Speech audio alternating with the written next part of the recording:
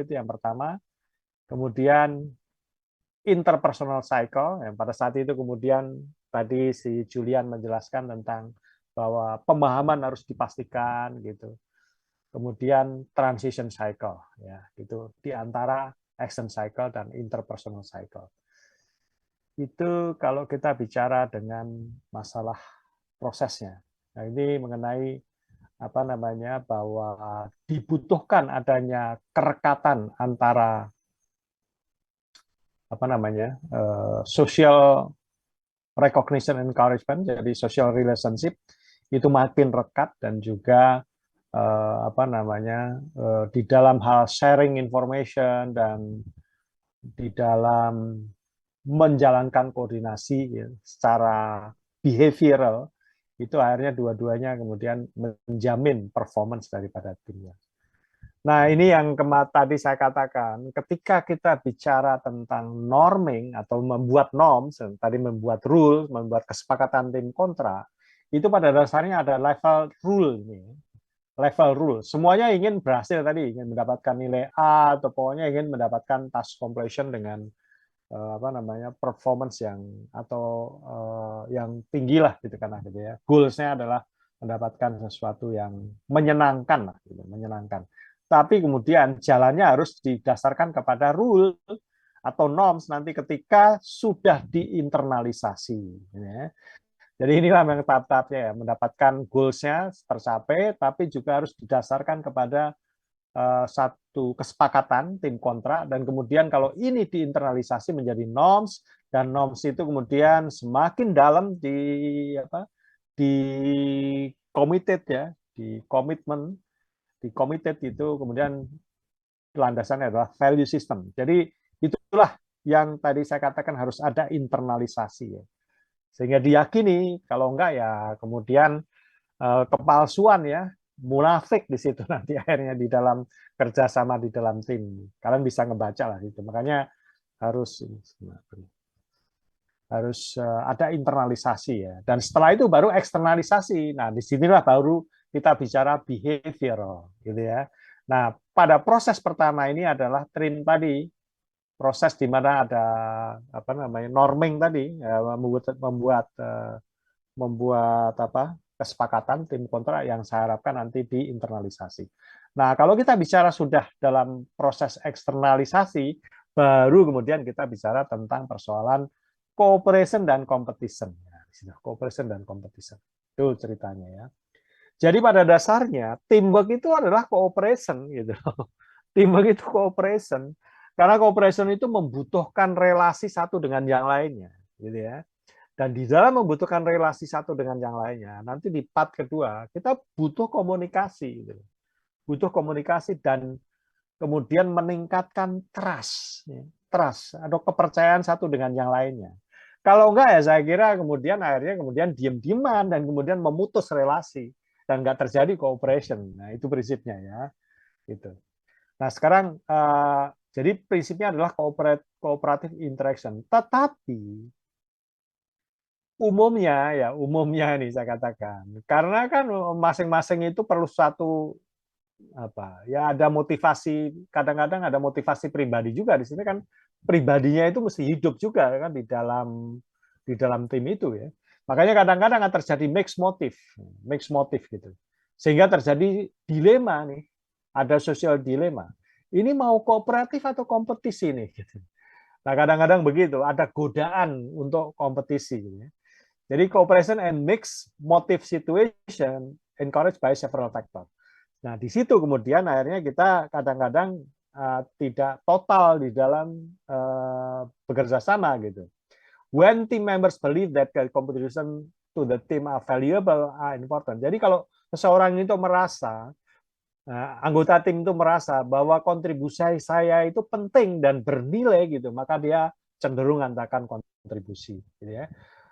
Kemudian anggota juga cenderung akan kooperatif ya. Jika yang lain juga kooperatif. Jadi kadang-kadang kita harus saling memandang gitu, mengukur apakah teman-teman saya akan juga kooperatif gitu. Nah, kalau smaller group semakin kecil, maka kita bisa langsung ngebaca tuh koleganya, apakah bersahabat atau tidak, gitu kan. Sehingga kita lebih kooperatif lah gitu. The more member trust one another, jadi semakin tinggi trust, maka akan dan belief, dan kemudian ya kalau kita trust kan berarti kita percaya bahwa yang lain itu akan kontribusi, maka dia cenderung juga akan kontribusi. Makanya persoalan trust ini menjadi penting ya, trust, kepercayaan, gitu ya. Nah sekarang kalau kita bicara dengan apa godaan ke arah kompetitif itu kenapa gitu. Nah itu bisa karena pengaruh kultur, artinya lingkungan sekitar gitu ya, lingkungan sekitar daripada individu yang menjadi member itu, apakah dari negara mana gitu ya. Jadi itu kultur, kemudian personality, ya memang dia dididik dari sejak kecil seperti apa gitu ya, dan juga dari organisasi yang membawahi tim itu, gitu ya. Jadi ada 3 itu. Nah kalau kita bicara kultur ya, itu ada kolektivis sama individualis, ya, individualis dan kolektivis gitu ya. Nah ini saya kira kita bisa ngamatin. Saya nggak tahu di Indonesia ini sudah kolektivis atau individu, masih kolektivis, masih kolektivis. Sorry, ini kayak ada gaung ya. Masih kolektivis atau sudah individualis? Karena kalau kita bicara dengan, kalau kita dengarkan pidatonya Soekarno, itu kolektivis tuh. Pidatonya Soekarno kolektivis tuh. Zaman dulu memang kalau dari antropologi, studi-studi antropologi itu kolektivis. Sekarang pun juga ada beberapa yang masih dalam suku gitu ya di daerah-daerah nenek moyang kita gitu, atau di sekarang yang di suku-suku yang pedalaman itu masih kolektivis ya. Nah, tapi dengan modernisasi itu kemudian akhirnya menjadi individualis. Tapi seberapa modern Indonesia ini itu makanya kemudian dipertanyakan. Nah, kalau kita bicara dengan masalah satu bangsa yang bisa membawa dari budaya kolektivis ke arah bisa mengakomodasi budaya individualis, yaitu kapitalisme. Kapitalisme itu kan budaya individualis tuh. Itu adalah Jepang. Jadi dia bisa menggabungkan itu kolektivis, budaya kolektivis itu dengan budaya individualis ya. Itu adalah Jepang. Nah, kalau kita bicara personality, nah ini penting sekarang ya. Nah, personality. Ada competitors, ada cooperators, dan ada individualis di sini. Nah, kalau competitors itu prinsipnya yaitu outperforming others, untuk mengalahkan yang lain. Apakah mencapai goalnya enggak? Dia punya personal goal atau enggak? Gitu. Dia mengukur bahwa kesuksesan dia itu penting atau enggak? Enggak begitu peduli dia dengan kesuksesan penting atau tidak. Pokoknya mengalahkan yang lain. Dan dengan mengalahkan yang lain, itulah kesuksesan. Jadi ujungnya adalah pokoknya mengalahkan yang lain. Itu competition. Gitu. Itu competitors. Gitu. Jadi tujuannya adalah mengalahkan yang lain. Gitu. Tapi kalau cooperator dan individualis ini melihat goals-nya. Goals-nya itu ya kalau individualis itu adalah memenuhi individual goals gitu. Tetapi dia kemudian nggak peduli dengan goals grup atau tim gitu. Peduli kalau pencapaian goals kelompok itu juga merupakan personal goals-nya. Nah, itu baru kemudian individualis ya. Jadi makanya kalau kelihatan di sini, yang namanya individualis itu berbedanya dengan competitors adalah bahwa individualis itu fokusnya adalah pada goals-nya. Goals-nya individunya gitu. Sementara kalau cooperator gitu, itu yang penting adalah group goals gitu ya. Goals grupnya gitu. Goal grupnya gitu. Makanya kalau kalau kita bicara nggak bisa kemudian kita mengatakan bahwa competitors itu sama dengan individualis, berbeda di situ. Individualis itu punya goals, dan dia selalu ingin mencapai goalsnya itu, kesuksesannya, kesuksesan personal.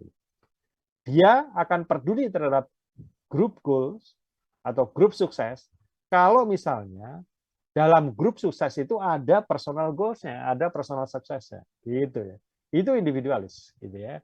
Nah, oleh karena jadi kita bisa ngelihat di sini competitors ini kelihatan ya pokoknya mengalahkan orang lain.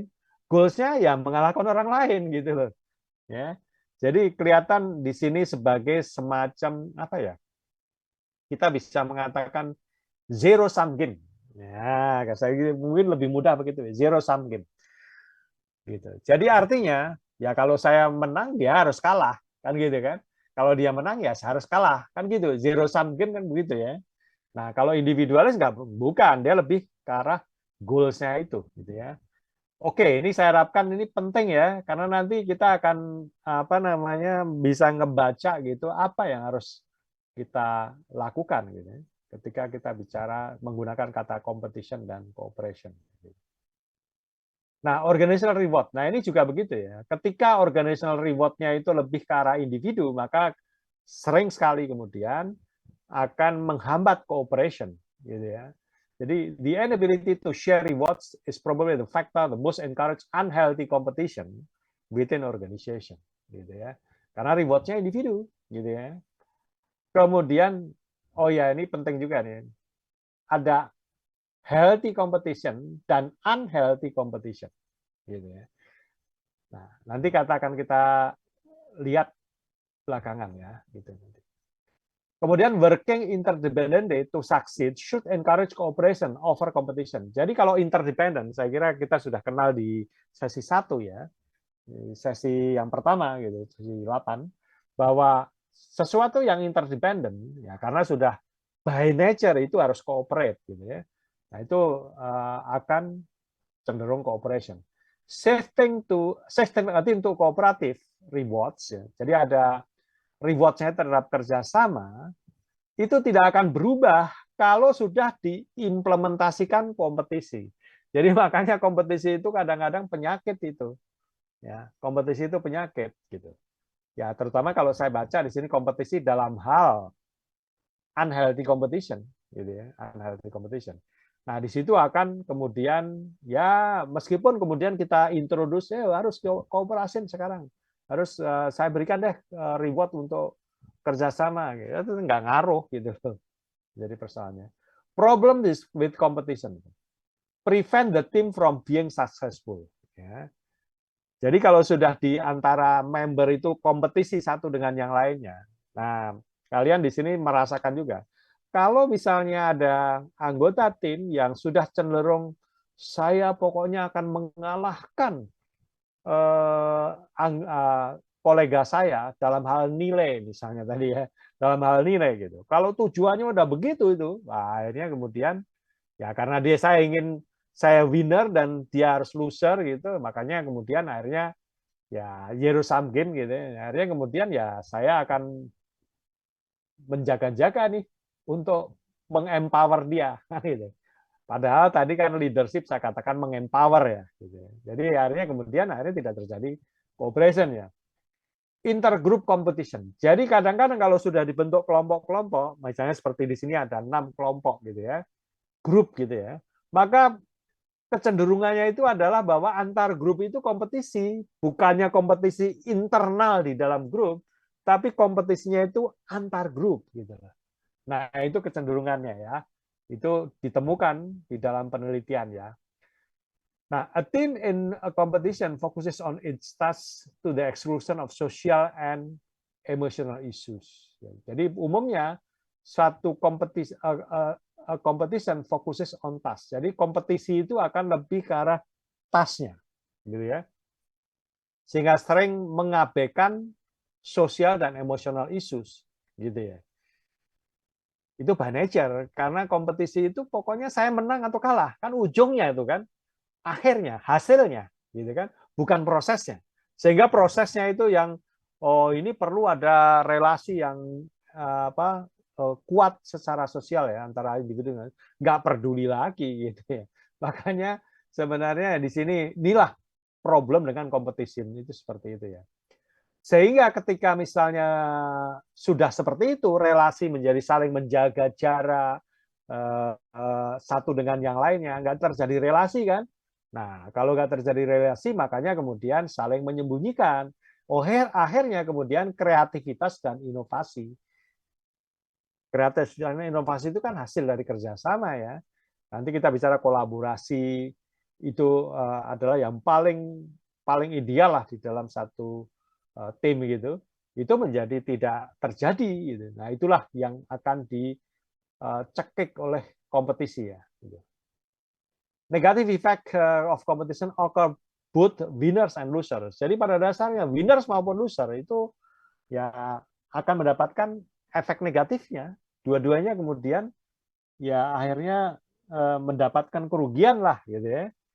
Karena kita bicara masalah tim ya di dalam satu tim gitu.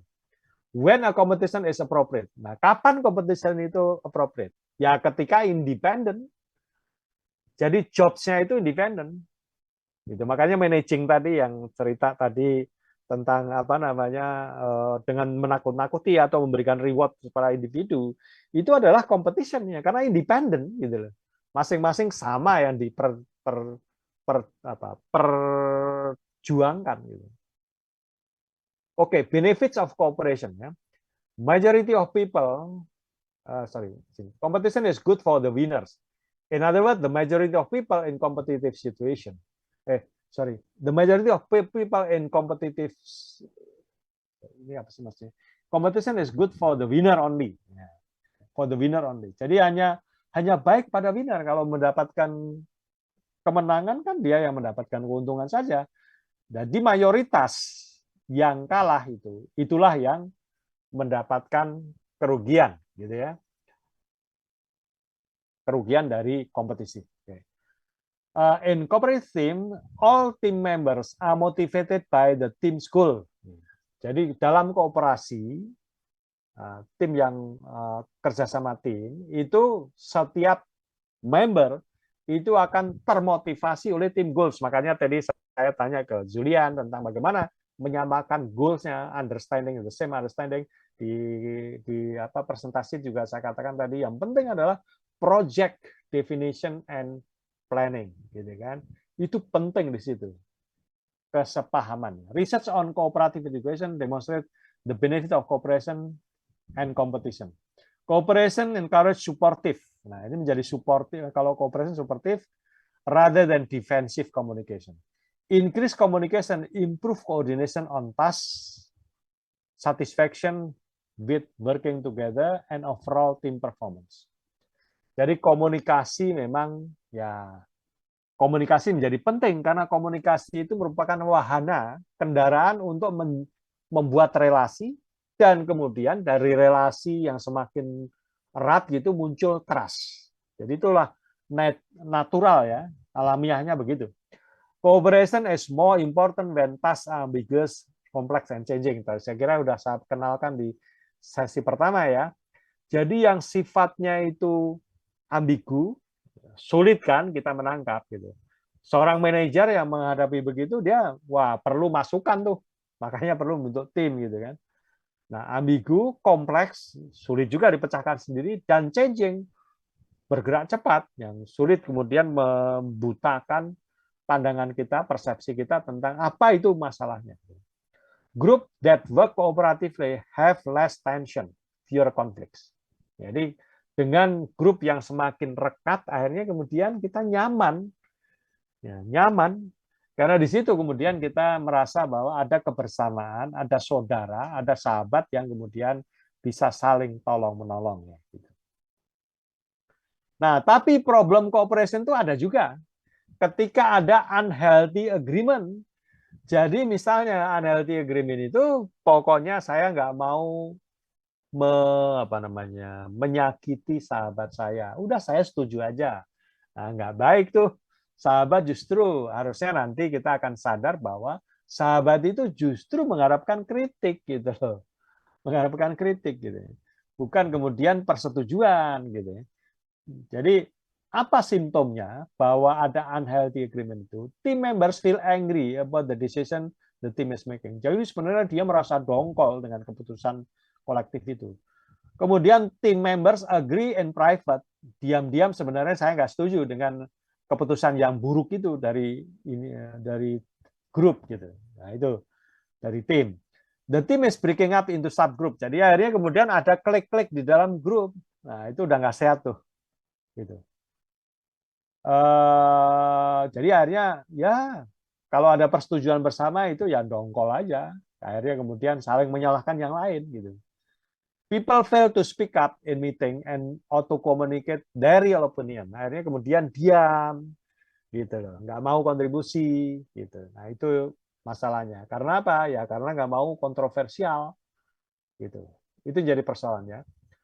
Kompetitif versus kooperatif reward. Jadi makanya sebenarnya kompetitif rewards itu akan memotivasi individu performance. Jadi performance individu itu memang dimotivasi oleh ada kalau dia kalau kompetisi itu apa rewards terhadap kompetisi itu akan memacu individu untuk semangat kan, ingin mengalahkan orang lain kan, mendapatkan reward kalau mengalahkan orang lain sehingga kemudian dia akan semangat perform gitu. Sementara kalau cooperative rewards itu akan mempromosikan saling percaya, kohesi dan mutual support tadi, saling tolong menolong ya, merasa ada semacam saling tolong menolong antara anggota gitu ya. Cooperative reward encourage discussion, collaboration, and information sharing. Jadi saling membantulah gitu ya, diskusi, kolaborasi, information sharing, sehingga kemudian keputusan yang diambil oleh tim itu akan lebih akurat gitu ya. Gitu ininya ya. Cooperative rewards may encourage social loving by the team's poor performance. Jadi social loving ini kemarin sudah saya kira sudah saya sampaikan di situ. Jadi bagi yang individu-individu yang pemalas itu akhirnya ya udahlah setuju saja. Toh akhirnya ada nilai bersama, nilai untuk tim gitu. Gitu ya. Itu menjadi persoalan. Sementara yang perform gitu, kemudian akhirnya menjaga diri. Wah, saya nanti dikerjain dong, dimanfaatkan gitu. Jadi itu masalahnya ya kalau kita bicara dengan social loving. Jadi kadang-kadang cooperative rewards itu bisa membuat social loving ya. Jadi rewardnya kepada kooperatif masalahnya. Jadi yang penting di sini adalah ada 3 hal penting ya, untuk encourage cooperation. Nah, kesimpulannya kan harus cooperation nih. Kalau begitu caranya bagaimana? Gitu lah. Nah, sekarang preskripsinya bagaimana? Artinya resepnya bagaimana? Ya di sini common goals. Sekali lagi tadi makanya saya katakan project definition and planning itu kemudian betul-betul kita harus saling memahami, harus sama-sama memahami terhadap goal bersama. Itulah yang menyatukan kita. Itulah yang membuat kita itu hadir bersama kan gitu ya. Common goals. Baru kemudian kita bicara masalah relasi antar individu di situ. Ya, yang mengikat antar individu yaitu trust. Dan sebelum mendapatkan trust ini adalah komunikasi. Nah, begitu. Dan kalau misalnya terjadi apa namanya masih terjadi konflik-konflik ya negotiating cooperation, gitu. Masih terjadi konflik-konflik maka negotiating cooperation. Jadi 3 hal inilah yang akan mengencourage cooperation. Nah, jadi ketika harus dealing with negative effect of competition gitu, ada tercium bau kompetisi nih antar member gitu. Itu karena masalah goal confusion. Makanya di sini kita harus solusinya adalah common goal. Tekankan lagi, ingatkan lagi common goals-nya. Diskusi lagi tentang common goals-nya. Gitu ya. Dan kalau sebabnya itu adalah tentang persoalan breakdown in communication, ada persoalan trust di situ, maka kemudian rebuilding trust and communication. Sederhananya begitu ya. Jadi kalau tercium kompetisi, maka segera kemudian identifikasi ini masalah apa nih? Karena masalah goal confusion atau masalah relasinya. Gitu. Nah obatnya adalah yang sebelah kanan ini. Ya. Nah di sini adalah rule tentang bagaimana membuat rebuilding trust dan communication. Meskipun katakanlah ada kritik-kritik yang kemudian harus dimunculkan demi dinamika dalam tim. Gitu. Establish openness norm, jadi harus terbuka. Makanya saya bilang tadi di grup, di kelompok maupun di kelas ini terbuka saja. Karena kita belajar dari kesalahan ya, kesalahan rasionalitas ya, kesalahan dalam berpikir gitu ya. Assigning opposing views. Jadi seperti tadi saya katakan kan, satu apakah ada komentar, ya, kritik, nah, silahkan saja nggak masalah gitu. Jadi kalau misalnya ada orang yang memberikan usulan gitu, berikan kritik gitu ya, berikan evaluasi kritis gitu. Kemudian follow the golden rule of controversy. Jadi ketika bicara, maka ya ketika kita ingin diperlakukan seperti apalah gitu. Jadi kalau kita ingin didengarkan, ya harus mendengarkan gitu. Harus mendengarkan. Kalau kita ingin kontribusi, ya harus berikan kontribusi gitu kan. Jadi itulah the golden rule of controversy ya. Jadi kalau kita kontroversi di sini maksudnya memberikan kritik-kritik ya gitu. Berikan satu masukan-masukan yang kritis gitu. Get outside information. Jadi kalau misalnya kurang informasi, ya ambil informasi dari luar, sederhananya begitu ya. Show personal record. Show personal record. Jadi kalau mengkritisi, kritikilah ideanya, apa yang disampaikan, dan apa yang diperbuat. Gitu ya. Bukan apa yang mendasarinya. Yaitu mendasarinya itu motivasinya. Motivasi kamu pasti, nah, jadi kan itu udah menduga-duga tuh. Atau personalitinya, kamu pasti pemarah deh. Gitu kan. Wah itu bisa menambah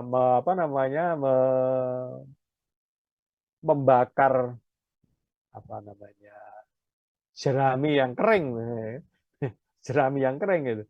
Jadi jangan kemudian menyerang personalitanya atau jangan mengkritiki personalitasnya atau motivasi apa yang ada di balik ucapan seseorang atau perbuatan seseorang ya. Gitu. Combine ideas. Nah, ini saya kira cocok dengan apa yang sudah kita diskusikan di etika ya.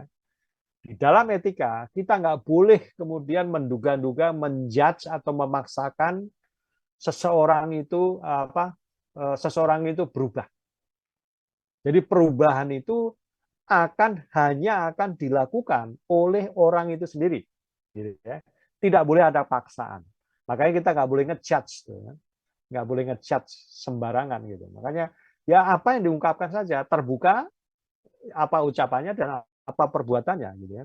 Combine ideas. Jadi kalau ada ide-ide yang berbeda, ide-ide yang berbeda, sebaiknya ya cari alternatifnya. Makanya tadi saya katakan saya tidak menganjurkan voting, gitu.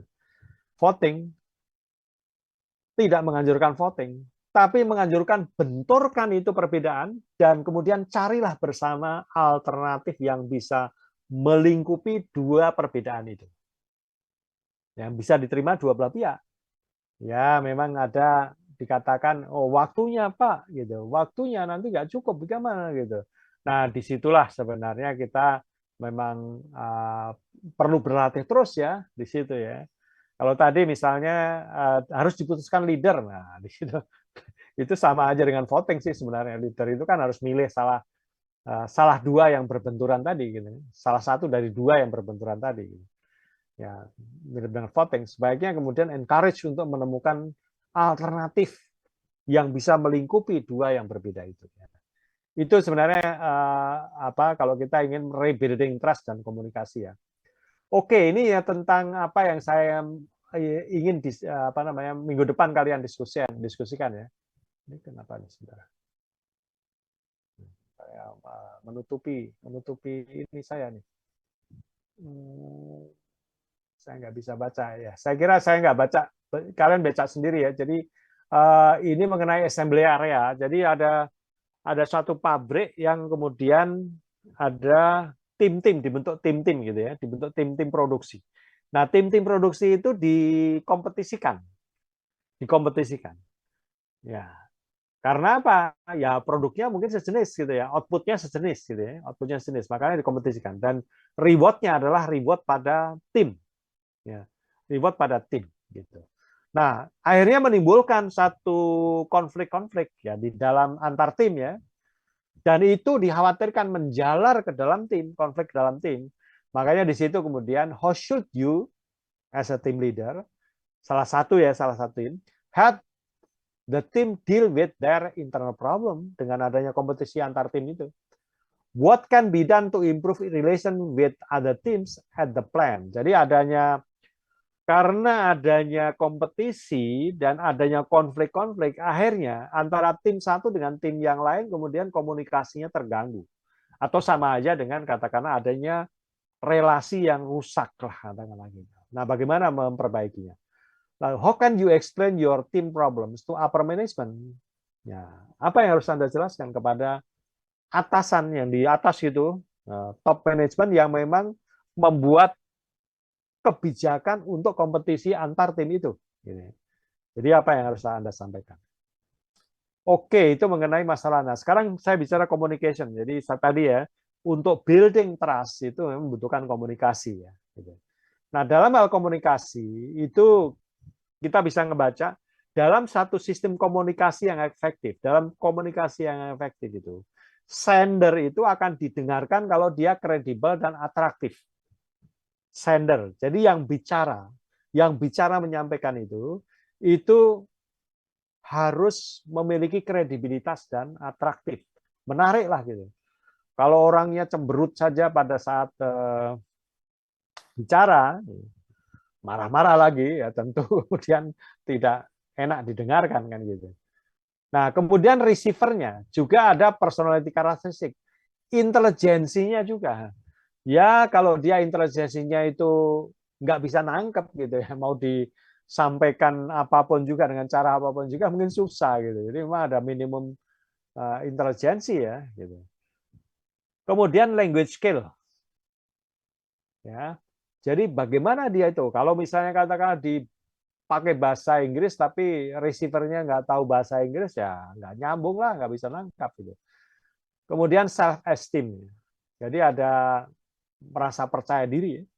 Kalau nggak percaya diri ya kemudian akhirnya ya tidak menangkap apa maksud daripada sender. Ya sender gitu. Message-nya juga sophistication. Jadi tingkat sophistikasi itu penting untuk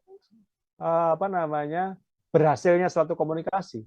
Jadi kalau receivernya itu intelijensinya rendah ya jangan terlalu sophisticated lah gitu. Kemudian level of emotion. Apakah ada emosi yang numpang di dalam message itu? Kemudian juga estetika ya, estetika keindahan daripada message yang disampaikan. Oke, itu mengenai efektif yang proses komunikasi yang efektif ya. Communication within team. Nah, sender typically tailor message to their audience. So message may be shorter or longer depending on assumption about what the receivers know. Jadi kadang-kadang apakah panjang atau pendek, kadang-kadang tergantung asumsi. Kira-kira anggota yang lain, kolega-kolega saya itu sudah tahu belum ya ini? Gitu. Sudah tahu belum ya? Kalau katakan udah tahu lah, masa sih? Makanya saya cuma mengatakan satu kalimat aja cukup gitu. Padahal belum tahu. Nah, itu meleset tuh.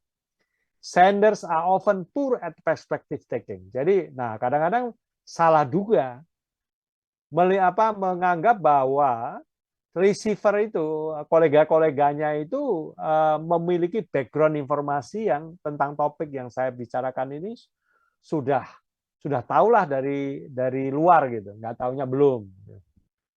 Message also become distorted within team discussion. All team members are biased toward presenting information that will be positively received. Kadang-kadang kita mengatakan kita memberikan informasi maksudnya baik ya, dan kita mengasumsikan pasti akan diterima baik deh. Nggak tahunya itu menghina tuh. Nah itu sering kadang-kadang begitu ya. Jadi kadang-kadang terdistorsi oleh emosi. Team members often believe that the reason behind their statement are obvious. Kadang-kadang kita udah jelas lah gitu ya. So they do not fully explain issue. Kadang-kadang udah jelas lah nggak usah padahal belum. Jadi kadang-kadang di sini kita perlu mengecek dulu nih, gitu ya. Kemudian kalau belum ya kemudian kita bicarakan secara detail gitu. Nah, flow of team communication itu, nah ini penting yang saya katakan. Ini 4 prinsip ini penting. bangun communication climate. Jangan kemudian takut-takut untuk memberikan kontribusi. Makanya tadi Kresna tadi menyebutkan gitu, nggak boleh takut. Jadi berikan satu climate atau iklim komunikasi gitu loh. Makanya saya kalau ngomong ini, makanya saya bilang di sini kan, salah nggak apa-apa gitu. Salah itu justru kita belajar dari kesalahan. Itu saya sebenarnya membangun iklim komunikasi ya.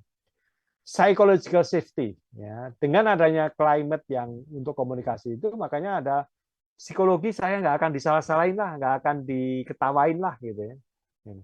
Itu penting juga. Processing information within team. Jadi kita juga harus memperhatikan proses informasi di dalam tim itu. Building trust ini yang terakhir. Nah, tujuannya adalah building trust ya. Gitu. Nah, kalau misalnya untuk rebuild trust, jadi misalnya katakanlah, oh ada putus, kita nggak percaya lagi antar kamu kok sahabat begitu sih, gitu. Jadi makanya harus apologize sincerely. Ya. Jadi harus kita minta maaf secara tulus, gitu ya. Kemudian act trusting, ya. Demonstrate support for others in the group.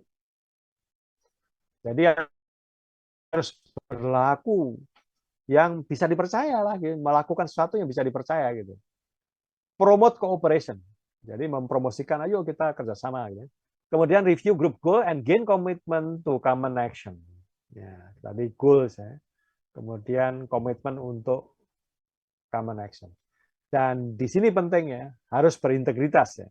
Credibility to make sure action match word. Jadi kalau mengatakan sesuatu harus dilakukan juga, jangan sampai hanya omdo ya, omong doang. Ini adalah rebuild trust ya. Nah, kemudian terkait dengan emotional intelligence. Ini juga penting juga ya, kita harus tahu simpati dan empati. Simpati dan empati. Gitu. Nah, dalam kerangka untuk kita memperbaiki, meningkatkan emotional intelligence, maka dalam diri kita juga harus aware tentang emosi kita sendiri. Kita harus mengenali bahwa saya dalam kondisi marah atau dalam kondisi nggak masalah gitu. Kita harus kenali diri sendiri. Nah, kemudian kalau terkait dengan orang lain, kita juga harus empati. Kita harus tahu, mengenali bahwa orang lain itu marah gitu loh. Jangan sampai kita buta terhadap apa yang dirasakan orang lain. Nah, dalam kerangka behavior, gitu, kita harus bisa mengendalikan emosinya sendiri. Ya, mengendalikan emosinya sendiri. Dan terkait dengan orang lain, kita harus juga mampu mengendalikan hubungan dengan orang lain yang punya emosi tertentu, gitu ya, emosi tertentu. Jadi ada kita mengendalikan relasinya ya. Gitu. Jadi itulah kita meningkatkan emotional intelligence penting di dalam hubungan antara member di dalam tim. Nah ini ketika kita bicara memfasilitasi meeting, kalau kita bicara bahwa setiap anggota itu harus siap selalu untuk diberikan kesempatan untuk memfasilitasi meeting. Sebutkan agendanya, purpose and decide outcome. Kemudian brief warm up session. Nah tentu kalau sudah berkali-kali rapat ya warm up-nya jangan terlalu lama lah. Akhirnya kemudian kan ya menjadi tidak efektif nanti meetingnya kan. Nah setelah itu baru kemudian facilitate meeting. Di situ kemudian betul-betul maintain open climate, communication climate ya. Gitu. Kemudian manage disruptive behavior tadi yang saya katakan tadi di diskusi tadi. Harus jaga itu yang disruptif itu, yang overacting atau over dynamic ya, bukan over dynamic ya, overacting lah gitu ya. Kemudian manage differences. Tadi kalau ada ini benturkan nggak masalah, tapi cari alternatifnya kan gitu kan. Cari alternatifnya yang melingkupi dua-duanya. Kemudian ketika sudah begitu mendapatkan decision kan, summarize important decision dan kemudian tie up loose end, jadi hubung-hubungan satu dengan yang lainnya sehingga utuh hasil diskusinya itu. Kemudian akhirnya check result against the desired outcome. Jadi tujuannya, agendanya semula apa, gitu ya. Semula apa? Apakah sudah mencapai sesuai dengan outcome yang diharapkan pada saat saya menyebutkan agenda, gitu. Dan kemudian evaluasi. Nah ini kadang-kadang diperlukan tuh evaluasi terhadap hasil meeting maupun proses meeting itu sendiri. Jadi benturan-benturan yang terjadi selama meeting ya. Oke, nah di sini saya mengatakan tadi itu bahwa di dalam paper saya tentang deep communication, dalam satu komunikasi itu sebenarnya niscaya kita itu melakukan interpersonal communication dan intrapersonal communication. Apalagi kalau kita bicara komunikasi di dalam tim gitu ya, pasti itu terjadi interpersonal communication dan intrapersonal communication. Terutama ketika kita mau menginternalisasi rule. Karena dalam komunikasi itu kan dalam relasi antar tim members itu terjadi benturan-benturan dan kadang-kala kemudian penyelesaiannya adalah berupa rule baru. Baik itu tertulis maupun tidak tertulis. Nah, rule baru itu kemudian diinternalisasi. Di situ internalisasi itu adalah intrapersonal communication. Jadi gitu. Nah, inilah makanya kemudian saya tadi katakan ya. Jadi harus ada proses ini harus nyambung terus ya. Gitu ya. Ketika kita di sini ada konflik-konflik dan kemudian masuklah dalam evaluasi tadi di akhir tadi evaluasi yang di akhir meeting tadi, evaluasi katakanlah oh kita perlu menerapkan rule baru nih. Tapi nggak perlu ditulis ya nggak masalah lah. Pokoknya kita ingat saja. Dan itu kemudian diinternalisasi ya. Gitu. Sehingga kemudian siap untuk dieksternalisasi di waktu kemudian. Nah, jadi ketika kita menerapkan skill for team meeting itu adalah ask question. Jadi ini yang paling baik ya. Jadi kalau untuk memastikan pemahaman gitu, ask question. Kemudian listen actively. Jadi dengarkan betul-betul secara aktif ya. Kemudian give construction feedback gitu. Dan selama itu kita manage feeling. Itulah komunikasi yang sesungguhnya ya. Tidak bertabrakan, dengarkan baik-baik, berikan konstruktif feedback ya. Nah, ini ketika kita bicara tentang menyelesaikan persoalan komunikasi di dalam tim ya, gitu. Jadi kita harus fokus on the future. Jangan kemudian selalu balik ke arah pengalaman-pengalaman sebelumnya. Ya, past mistake lah katakanlah gitu ya, past mistake. Tapi oke lah kita belajar dari kesalahan lalu, tapi kan untuk ke depan gitu loh, untuk pembelajaran. Makanya di sini saya katakan tadi salah nggak masalah gitu. Tapi ya untuk ke depan, untuk perbaikan. Justru itulah manusia kan itu, keunggulan manusia. Fokus on specific behavior. Jadi kalau kita bertengkar ya jangan yang sifatnya umum lah gitu. Kita mungkin kalau kita bertengkar pada masalah yang sifatnya umum nggak betul-betul spesifik gitu, ya kita sebenarnya pada dasarnya berbenturan ya sesuatu yang tidak perlu karena kita nggak tahu persis apa yang sebenarnya kita perdebatkan. Ya, itu ya. Kemudian fokus on learning and problem solving.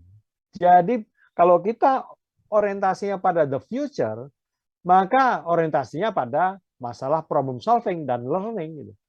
Buatlah ini jadi pembelajaran. Kesalahan ini sebagai pembelajaran lah gitu ya, untuk penyelesaian masalah di kemudian hari. Itulah sebenarnya kunci daripada membuat komunikasi itu tidak menimbulkan konflik-konflik yang tidak perlu ya. Nah, ini tim leader challenge yang kedua yang saya harapkan juga didiskusikan. Jadi ada semacam customer service tim itu sudah berlangsung baik gitu ya, berlangsung baik, udah efektif gitu, tapi kemudian berubah ketika ada manual. Jadi customer service improvement manual yang dihadirkan dan akhirnya fokusnya ke situ. Karena fokusnya ke situ, kemudian relasi antar member itu kemudian menjadi deteriorated ya, jadi memburuk gitu ya, memburuk sehingga akhirnya kemudian komunikasi itu didominasi oleh anggota yang tua dan yang tua atau senior gitu ya, senior yang laki-laki sehingga perempuan-perempuan itu kemudian tersingkir, gitu ya, tersingkir, tidak kemudian berpartisipasi. Nah, kadang-kadang akhirnya karena memburuknya komunikasi, akhirnya kemudian melenceng komunikasi dalam tim itu. Makanya kemudian cobalah diskusikan what should the team leader do to get the team's communication back on track? Jadi kembalinya komunikasi yang efektif ya di dalam tim. What is the best way to handle problem team members during the meeting? Bagaimana? Apa yang terbaik untuk menghandle tim itu? Does the team need more skill training? Apa perlu training lagi gitu? Padahal sebelumnya udah di training gitu. Nah, itu ya. Saya kira itu saja ya. Ini sudah lewat berapa menit nih? 24 menit. Oke, saya kira cukup ya. Kita jumpa lagi di Big minggu depan ya. Di Big lagi dengan Access Big minggu depan ya. Dengan mendiskusikan dua kasus tadi.